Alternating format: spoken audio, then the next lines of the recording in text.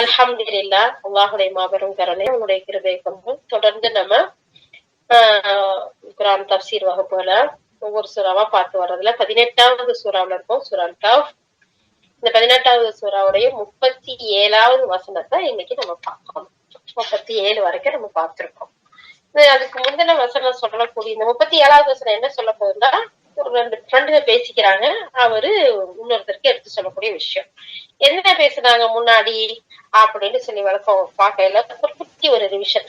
நம்ம கொடுத்த அல்லாஹ்தாலா சொல்றான், நம்ம கொடுத்த அற்புடைகளுக்காக நம்ம நினைச்சு பார்த்து நன்றியோட நடந்துக்கிறவருக்கும் அதை அனுபவிச்சுக்கிட்டு நன்றி கெட்டதனமா நடக்கக்கூடியவருக்கும் ரெண்டு பேருக்கும் மத்தியில இருக்கக்கூடிய ஒரு விஷயத்த நபியே இந்த ரெண்டு மனிதர்களும் உங்களுக்கு ஒரு உதாரணமா இருப்பாங்க.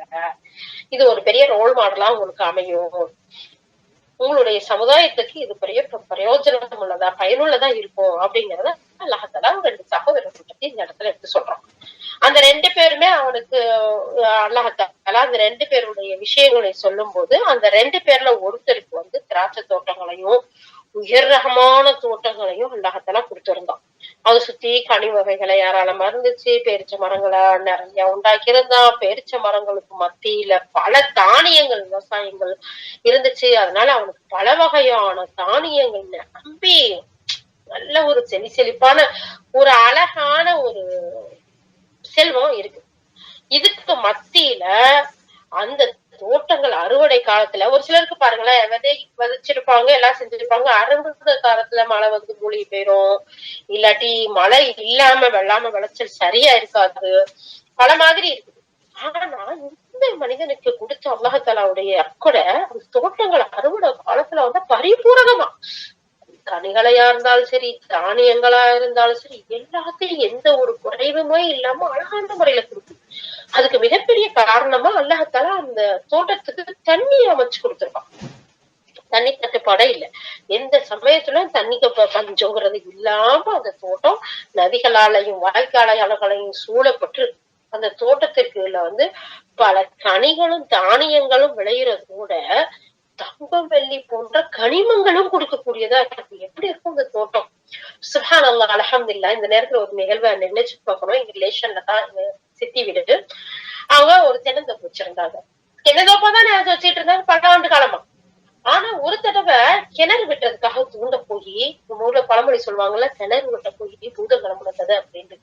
அதுதான் உங்களுக்கு கிரானைட் கிடைச்சிச்சு. சுப்ஹானல்லாஹ், எங்கேயோ போயிட்டாங்க. அல்ஹம்துலில்லாஹ். இப்படித்தான் அல்லாஹ் நாடுனா அள்ளி கொடுப்பான், கொட்டி கொடுப்பான், அளவே இல்லாம கொடுப்பான் அப்படிங்கிறதுக்கு மிகப்பெரிய உதாரணத்தை கண்ணு முன்னாடி பார்த்த ஒரு நிகழ்வு. அது மாதிரி அல்லாஹ்தாலா இந்த மனிதனுக்கு சொல்லி காட்டுறான். ரெண்டு மனிதர்கள் இருந்தா அதுல ஒருத்தனுக்கு நான் இவ்வளவு வளங்களையும் அழகான செழிப்பான ஒரு வாழ்க்கையை கொடுத்தேன். அந்த தோட்டங்கள் துறவுகள் கனிகளையும் தானியங்களையும் கொடுத்ததோட மட்டும் இல்ல, கனிமங்களையும் கொடுத்துச்சு. அல்லாஹ்தாலா சொல்றான் பாருங்க, அந்த கனிமங்களை கொடுக்கக்கூடிய தோட்டங்கள் மட்டும் இல்ல, கனிமங்களையும் கொடுத்துச்சு. அப்படி ஒரு வளமான ஒரு வாழ்க்கையை நம்ம கொடுத்துருந்தோம். இத்தனை செல்வங்களையும் இத்தனை அந்தஸ்துகளையும் இத்தனை வசதி வாய்ப்புகளையும் பெற்றுக்கொண்ட அவன் நன்றி காட்டல. யாருக்கு?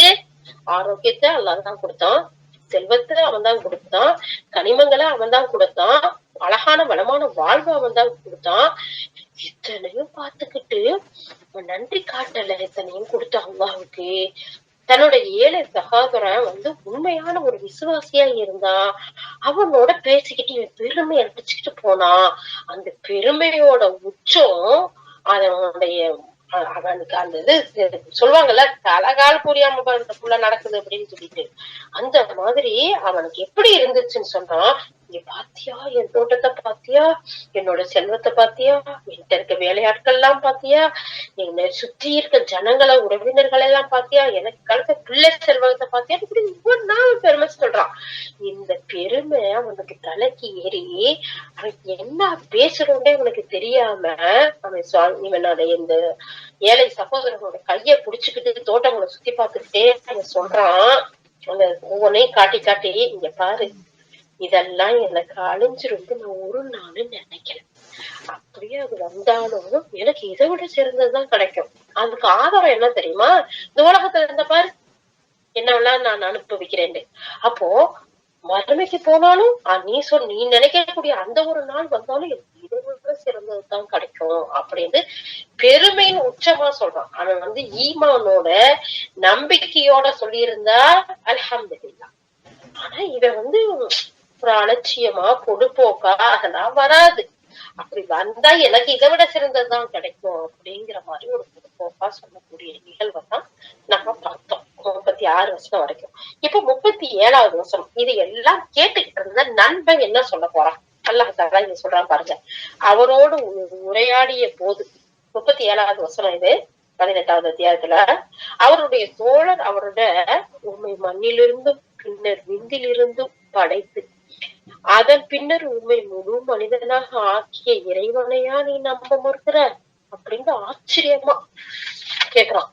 38வது வருஷம் எனினும் நான் சொல்றேன் அவன் தான் அல்லாஹ் என் இறைவன்.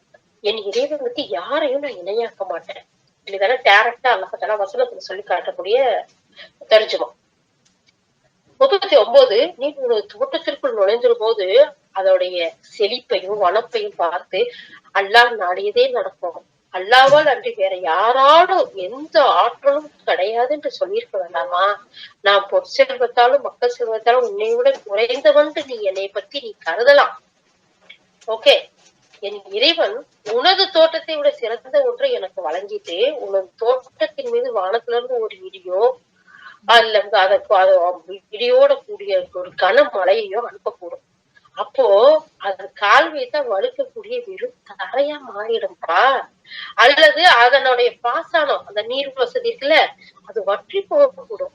பிறகு உமால் அதை வெளிக்கொண்டு வர முடியாமல் போயிடும் அப்படின்னு அவங்க அறிவுரை சொல்றாரு. எப்படி சொல்றாரு பாருங்க. எப்படிப்பான்னு இப்படி உன்னைய படைச்சவன நீ நம்பாம மறுக்கிற. அல்லாஹ் அக்பர் அல்லாஹ் அக்பர். ஒவ்வொரு வசனமும் நீ சொல்லக்கூடிய விஷயத்த பாருங்களேன் எப்படி சொல்லிட்டு இதை வச்சு இந்த வசனங்கள்ல நன்றியுள்ள தோழன் நன்றியற்ற தனது தோழனுக்கு எடுத்து காட்டிய இந்த அறிவுரைகளை பத்திதான் இந்த இடத்துல நமக்கு விளக்கம் கொடுக்குறாங்க. எப்படின்னா செல்வ சேர்ப்பினால இறைவனுக்கு நன்றி கெட்ட முறையில நடந்து கொண்ட அந்த மனிதனுக்கு இறுதினால அவனுடைய செல்வ செருப்பினால பெருமையினால மறுமையினாலேயே மறுக்கிறான். தன்னுடைய செல்வம் மட்டும் போதும் அது அழியாது அப்படின்னு அவனுடைய பெருமை அவனுக்கு கொண்டு போய் அந்த இடத்துல சேர்ந்துருச்சு. அப்படி இருந்ததுனால அவன் மறுமையை மறுக்கக்கூடியவனா இருந்தான். அப்ப நன்றியுள்ள அந்த எளிய சகோதரன் சொல்றான் அவனை பார்த்து கேவலமாவும் மதிக்கிறான். இப்படிப்பட்ட நல்ல தோழன் இவன் கேவலமா அவன் மதிச்சாலும் இவன் அவனுக்கு ஒரு நல்ல ஒரு ஃப்ரெண்டா இருக்கிறதுனால அவனுக்கு அழகான முறையில அறிவுரை செய்வான். இங்க வா, இந்த தோட்டத்துல நீ நுழைஞ்சப்போ அழகா நீ சொல்லியிருக்கலாம் அல்லாஹ் நாடியது நடக்கும், அவனை கொண்டல்லாம எந்த சக்தியுமே இல்ல அப்படின்னு நீ அழகான ஒரு வார்த்தையை சொல்லியிருக்கணும். எல்லாமே அவனுடைய ஆதிக்கத்துலதான் அவனுடைய நாட்டப்படிதான் உண்டாகுது. அவன் விரும்புனா இந்த தோட்டத்தை செழிப்பா வச்சிருப்பான். அவன் நாடுனா ஒண்ணுமில்லாம பாழாக்கிடுவான், அழிச்சு முடிச்சிருவான்.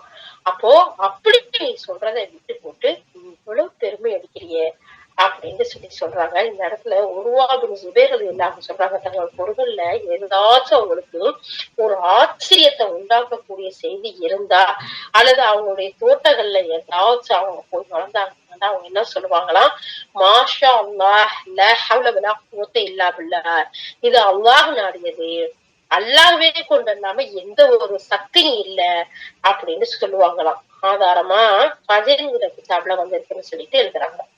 அப்போ ஒவ்வொரு மனிதனும் அல்லாஹ்ட்ட தன்னுடைய பிரச்சனைகளை ஒப்படைக்கும் போது நம்ம எப்படி இருக்கணும், அந்த மனிதன் அந்த உடைமைகளை காப்பாற்றி கொடுத்தான்ல, அந்த உயிர்களை காப்பாத்தி கொடுக்குறான், எல்லா வகையான வளர்ச்சியும் அவன் தான் சொல்லி கொடுக்குறான். அப்படி இருக்கும்போது அவன் எப்படி சொல்லணும், மாஷா அல்லாஹ் லா ஹவ்ல வலா குவத்த இல்லா பில்லாஹ், அல்லாஹ் நாடியது நடக்கு, அல்லாஹ்வை கொண்டு அல்லாம எந்த சக்தியாலும் எதுவும் செய்ய முடியாது அப்படிங்கிற வார்த்தையைத்தான் சொல்லணுமே தவிர நம்மளுடைய பெருமையை இந்த இடத்துல பேசக்கூடாது அப்படின்னு அல்லாஹாலா 2வது அத்தியாயம் 28வது வசனத்துல அல்லாஹாலா சொல்லி காட்டுற, மக்களே நீங்கள் அல்லாஹ்வை எவ்வாறு நிராகரிக்கிறீர்கள், நீங்க உயிரற்றவர்களா வெறுமையா இருந்தீங்க, அவனே உங்களுக்கு உயிரை கொடுத்தான் அல்லாஹாலா சொல்லி காட்டுறான். உங்களை படைத்த இறைவன் அவன் ஒருத்தன் தான் இருக்கிறாங்கிறதுக்கு இது ஒன்று உங்களுக்கு சான்றா இருக்கு. உங்களுடன் தெளிவான வெளிப்படையா இதெல்லாம் இருக்கும்போது நீங்க அவனை மறுத்துட்டீங்களா? இதனாலதான் இறை நம்பிக்கை கொண்ட அந்த பங்காளி அந்த அந்த தோழன் என்ன செய்யறான், நான் உனக்கு சொல்றேன் அவன் தான் என்னுடைய அப்பா அப்படின்னு அவன் சொன்னதா அல்லாஹ் தஆலா இந்த 38வது வசனத்துல சொல்லி காட்டுறான். அல்லாஹ்வுடைய ரசூல் அதான் சொல்லியிருக்காங்க, உங்களுக்கு உங்களை பிரதிபலிக்கக்கூடிய கண்ணாடியாக ஒவ்வொரு நண்பர்களும் இருக்கணும். உண்மையான மக்களா, நேர்மையான மக்களா, குடிப்பறிக்கக்கூடியவர்களா ஒரு நாள் இருந்துடக்கூடாது. அப்ப எவ்வளவு அழகா சொல்றான் பாருங்க. என்னுடைய இறைவனை நான் எப்படி நான் மறுக்கல, நான் அவனை நம்புறேன். எப்படி நம்புறேன்டா, அவன் தான் நம்மள ஒண்ணுமில்லாதப்ப படைச்சான். இன்னைக்கு வரைக்கும் பரிபாலிக்க கூடியவனா இருக்கிறான். அவன் நான் உள்ள மாற கல்வால நான் நம்புறேன். இனி இறைவனுக்கு நான் யாரையும் இணை கற்பிக்க மாட்டேன். அல்லாஹ் ஒருவன் தான் வழிபடுவதற்கு தகுதியானவங்கிறத, அவனுக்கு இணை கிடையாது அப்படிங்கிற அந்த இடத்துல முதல் விஷயமா சொல்றான். அதுக்கடுத்து சொல்றான், அல்லாஹ் நாடியதுதான் நடக்கும். அப்ப இந்த இறை நம்பிக்கையாளர் யாரு, தோட்டத்துக்குள்ள நுழையும் போது அல்லாஹ் நாடியது நடக்கும். அல்லாஹ் என்று வேற எதுவும் நடக்காது, வேற யாருக்கு எந்த ஆற்றலும் கிடையாதுன்னு நீ சொல்லியிருக்க வேண்டாமா அப்படின்னு சொல்லிட்டு தன்னுடைய சகோதரன்ட்ட சொல்லக்கூடிய வசனத்தை அல்லாஹ் தஆலா 39 சொல்றான். நீ ஒரு தோட்டத்துக்குள்ள நுழையும் போது அதோடைய செழிப்ப, அதோட வனப்ப, அதோடைய பெருமிதத்தை பார்த்து நீ பூரி பழஞ்சியே, அப்போ உனக்கு இவ்வளவே கொடுத்த ரப்புக்கு நீ அல்ஹம்துலில்லாஹ்னு நன்றி செலுத்தி அவனை போற்றி புகழ்ந்திருக்க வேண்டாமா? அவன் தானே வேற யாருக்கும் வழங்காத மக்கள் செல்வத்தையும் பொருள் செல்வத்தையும் உனக்கு கொடுத்திருக்கான். உன் கூட இருக்கிற எனக்கு இல்லைன்னு தானே நீ மட்டமா பேசுற. எங்கேயுமே நல்லா பாருங்களேன், ஒவ்வொரு இடத்துலயுமே யார் ஒருத்தவங்க தன்னை உயர்வா பெருமையா பேசுறாங்களோ மத்தவங்களை எல்லாம் மட்டம் திட்டிடுவாங்க, தாழ்வா நினைப்பாங்க. அறிவுல இருந்தாலும் சரி, செல்வத்துல இருந்தாலும் சரி, அழகுல இருந்தாலும் சரி, ஒவ்வொருத்தரையும் நேச்சுரலா நிதர்சனமா இதை நம்ம பார்க்கலாம். அல்லாஹ் தஆலா இங்க சொல்லி காட்டுறான், அந்த நண்பன் அவனுக்கு அழகா கொடுத்தத உனக்கு யாருக்குமே கொடுக்காத செல்வத்தை, பொருட்செல்வத்தை, மக்கள் செல்வத்தை எல்லாத்தையும் எனக்கு கொடுத்திருக்கான்ல. அப்ப அவனால தானே எல்லாமே இருக்குது. நீ அவக்குள்ள நுழைஞ்சதுதான் அல்லாஹ் நாடியது நடக்கும். அல்லாஹ்வால் அன்றி வேற எந்த ஒரு ஆற்றலும் கிடையாதுன்னு நீ சொல்லியிருக்க வேண்டாமா? உன்னை விட நான் கம்மியா இருந்தாலும் நான் அல்லாஹ் மறக்க மாட்டேன், அல்லாஹ் நிராகரிக்க மாட்டேன். எவ்வளவு அழகா சொல்றான் பாருங்க. இதனாலதான் சான்றோர்கள் ஒருத்தர் ஒருவருக்கு அவருடைய சூழ்நிலையோ, அவருடைய மக்கள் செல்வமோ, அவர் பொது செல்வமோ பெருமித உணர்வை உண்டாக்குனா, யாருக்காச்சும் சான்றோர்கள்ல முன்னோர்கள்ல அழகிய ஒரு பண்பை நமக்கு கற்றுக் கொடுக்குறாங்க. யாருக்காச்சும் தன்னுடைய வீட்டையோ, தன்னுடைய பொருளையோ, தன்னுடைய குடும்பத்தையோ, தன்னுடைய பிசினஸையோ ஏதோ ஒன்ன பார்த்து ஒரு சந்தோஷம், ஒரு பெரிய அளவில்லாத மகிழ்ச்சி மேல போகுது அப்படின்ற ஒரு உணர்வு வருதா, உடனே அவங்க என்ன சொல்லணும், மாஷா வலா ஹவ்ல வலா குவத்த இல்லா பில்லாஹ், அல்லாஹ்வால் அன்றி வேற யாராலும் எந்த ஒண்ணும் நடக்காது, அல்லாஹ் நாடிதான் நடக்குது அப்படிங்கறத சொல்லும் போது நம்மளுடைய முன்னோர்கள், நம்முடைய அறிஞர்கள் அழகான முறையில் சொல்லி கொடுக்குறாங்க. அப்ப இந்த வசனத்துல இருந்து பெறப்பட்ட கருத்து என்ன, தொடர்பாக நமக்கு சொல்லக்கூடிய நபிமொழி என்ன அப்படின்னு சொல்லி பார்க்கும்போது, அல்லாஹுடைய தூதர் ஸல்லல்லாஹு அலைஹி வஸல்லம் சொல்றாங்க, வல்லமை மாண்பு மிக்க அல்லாஹ் அடியார் ஒருவருக்கு அவரது குடும்பம், அவருடைய பொருட்செல்வம், அவருடைய மக்கள் செல்வம், இதுல ஏதாச்சும் ஒரு அப்படை ஒன்றை வழங்கும் போது, அதாவது நமக்கு குழந்தை இல்லாம இருந்து குழந்தை கிடைக்கலாம், வேலை இல்லாம இருக்கு வேலை கிடைக்கலாம், இல்ல நமக்கு ஒரு விசாவை எதிர்பார்த்திருக்கோம் அது கிடைக்கலாம், இல்ல நம்ம ஒரு பிசினஸ் கை கொடுக்கணும் அதுக்காக முயற்சி செஞ்சிருக்கோம் அது கிடைக்கலாம். ஏதோ ஒண்ணு நம்முடைய வாழ்க்கையில நம்ம எதிர்பார்த்த ஒண்ணு நமக்கு சிறப்பா அழகா நமக்கு கிடைக்கும் போது அந்த அடியார் என்ன சொல்லணும்னா, அல்லாஹ் நாடியதே நடக்கும், அல்லாஹ்வால அன்றி வேற யாரும் எந்த ஆற்றலும் கிடையாது அப்படின்னு பொருள் வரக்கூடிய மாஷா அல்லாஹ் லா ஹவ்ல வலா குவத்த இல்லா பில்லாஹ் அப்படின்னு நம்ம சொல்லணும். அப்படி சொல்லும் போது அதில் எந்த ஆபத்தையும் அவங்க காண மாட்டாங்க. மௌத்தை தவிர, நமக்கு விதி முடிஞ்சிருச்சு, மௌத்து நிர்ணயிக்கப்பட்டிருக்குங்கிற அந்த மரணத்தை தவிர எந்த ஒரு ஆபத்தையும் அவங்க பார்க்க மாட்டாங்க. அப்ப நினைவு கூறுறோமா, நினைவு கூறக்கூடிய மக்களா இருக்கோமா? அல்ஹம்துலில்லாஹ் அல்ஹம்துலில்லாஹ்.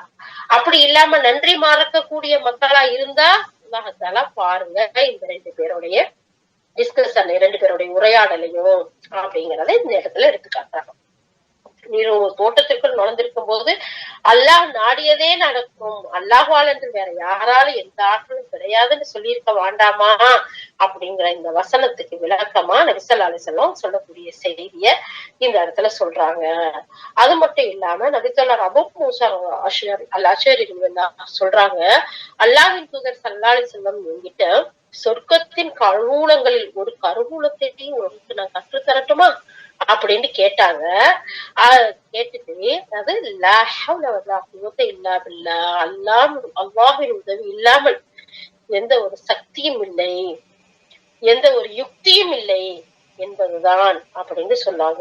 இந்த செய்தி சஹீஹுல் புகாரில நிறைய நம்பர் கொடுத்திருக்காங்க. 4205, 6384, 6610, 7386 இத்தனை நம்பர்லயும் சஹீஹுல் முஸ்லிம்ல 5237, 5238, 40 வரைக்கும் 5240 வரைக்கும் தொடர்ந்து போய் பார்க்கலாம்.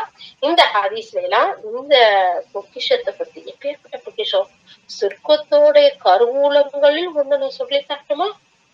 அல்லாஹு அக்பர். அபூ ஹுரைரா ரலியல்லாஹு சொல்றாங்க, அல்லாஹ்வுடைய தூதர் ஸல்லல்லாஹு அலைஹி வஸல்லம் அபூ ஹுரைரா இறை அரியணைக்கு, அதாவது அர்ஷுக்கு கீழே இல்ல, சொர்க்கத்தின் கருவூலங்களில் ஒரு கருவூலத்தை நான் நமக்கு சொல்லி தரட்டுமா அப்படின்னு கேட்டாங்க.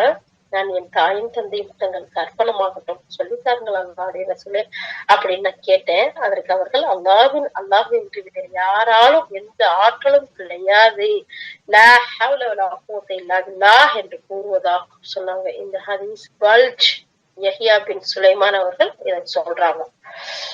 சுப்ஹானல்லாஹ், அல்லாஹு அக்பர். அப்ப அல்லாஹ்வுடைய ரசூல் நமக்கு அழகிய செய்தியை சொல்லி கொடுக்குறாங்க. அது மட்டும் இல்லாம முன்னோர்களும் நமக்கு அழகான செய்தியை சொல்லி கொடுக்குறாங்க. எந்த ஒரு விஷயத்த நம்ம பார்த்தாலும் நமக்கு சந்தோஷம் கூடுதலா வருதுன்னா அல்லாஹ்வை புகழக்கூடியவர்களா இருக்கணும். அல்லாஹ்வுக்கு நன்றியோட நமக்கு அல்லாஹ்தாலா சொல்லும் போது அதை கூட்டி கொடுக்குறாங்கிறதையும் இந்த இடத்துல நம்ம ரெண்டையுமே பார்க்கிறோம். இந்த ரெண்டு பேருடைய உரையாடலும் அதை காட்டுது அப்படிங்கிறத இந்த இடத்துல சொல்றாங்க. அது மட்டும் இல்லாம அந்த இடத்துல அடுத்து சொல்லக்கூடிய வசனங்க பாருங்க, நான் ஒரு செல்வத்திலும் மக்க செல்வத்திலும் உன்னை விட நான் குறைஞ்சவனா இருக்கிறேன்னு நீ நினைச்சேன்டா, என் இறைவன் உன்னுடைய தோட்டத்தை விட சிறந்ததை எனக்கு வழங்கலாம் மறு உலகில. இந்த உலகத்துல இல்லாட்டியும் இந்த உலகத்துல உனது தோட்டத்தின் மீது வானத்துல இருந்து இடியோ இல்ல கனமனமோ வந்து அழிச்சிட்டா நீ என்ன செய்வ அப்படின்னு சொல்லக்கூடிய அறிவுரையை 40வது வசனத்துல சொல்றான்.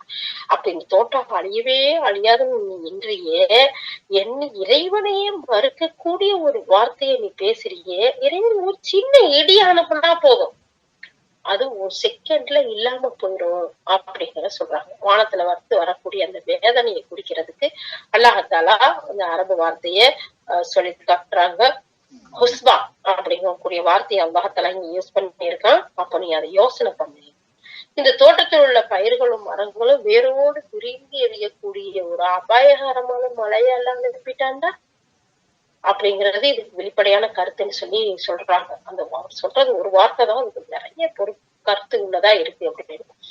இப்னு அப்பாஸ் ரலியல்லாஹு இதுக்கு சொல்லும் போது எதுவுமே முளைக்காத கட்டாந்தரையா மாறி விட்டு இருந்தா அப்படிங்கிற பொருளும் இருக்கு அப்படிங்கிறாங்க. அப்போ நீ பெருமையோட இன்னைக்கு பெருமை அடிக்கிற, எனக்கு இதெல்லாம் அழியுமா பாரு, இன்னைக்கு பாரு பங்களாமா இப்படி இருக்கும், இவ்வளவு செல்வாங்க, அங்க இத்தனை பிசினஸ் இருக்கு, இங்க இத்தனை பிசினஸ் இருக்கு, அல்ஹம்துலில்லாஹ் அல்லாஹ் கொடுத்தது அல்லாஹ்தாலா சிலருக்கு அளந்து கொடுத்திருக்கான், சிலருக்கு அள்ளி கொடுத்திருக்கான்.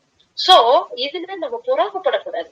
ஏன்னா அல்லாஹ்தாலா எல்லாத்தையுமே டெஸ்ட்ங்கிறான். சூரா ஃபஜ்ர் எடுத்து படிச்சு பாருங்க, அல்லாஹ்தாலா இதெல்லாம் அழகான முறையில சொல்லியிருக்கான். அவனுக்கு கொடுத்தா அல்லாஹ் எனக்கு நிறைய கொடுத்துட்டாங்கிறான். அதுல இருந்து கொஞ்சம் நம்ம குறைச்சிட்டோம்னா ஐயோ என்ன ஆச்சுன்னே தெரியலையே அப்படின்னு அங்கால ஆயிக்கிறான், புலம்புறான். இதெல்லாம் நமக்கு இருக்கிற டெஸ்ட் தான் அப்படின்ட்டு அல்லாஹ்தாலா ரொம்ப தெளிவா சொல்லி பார்க்கலாம். அப்போ ஒருத்தரை பார்த்து நம்ம பொறாமப்படுறதுக்கு எந்த ஒண்ணும் இல்லை. ஆனா